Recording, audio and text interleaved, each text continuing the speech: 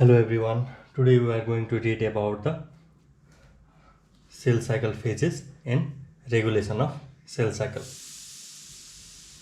So what we need to know that in the cell cycle phases there are mitosis, G1, S phase and G2 phase. So there are various checkpoints that control the transition between the phases of the cell cycle, and this process is tightly regulated by the cyclin dependent kinase, cyclin dependent kinase complexes and tumor suppressors. We'll discuss that in later. So what happened? First let's start discuss about the M phase. The M phase is the mitosis phase. It is the shortest phase. It is the shortest phase of the cell cycle. The mitosis includes the prophase, metaphase, prometaphase, anaphase, telophase, and the cytokinesis. M phase has mitosis and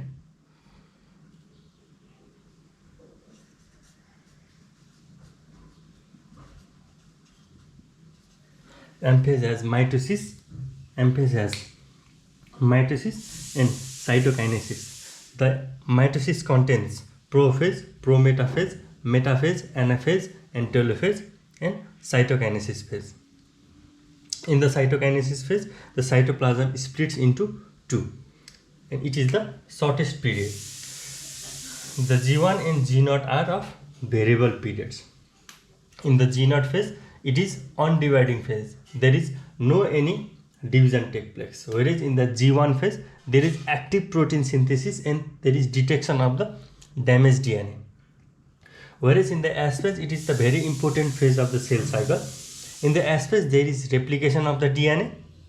The chromosome gets doubled, i.e. it means the diploid chromosome gets converted into tetraploids, and there is detection of incomplete replication. And before moving towards the M phase, the cell cycle enters into the G2 phase. In the G2 phase, there is detection of the damaged DNA. So the damaged DNA do not enter the M phase. So let us discuss about the cyclins. Cyclins are the group of proteins that are closely associated with transition of the one phase of cycle to another phase.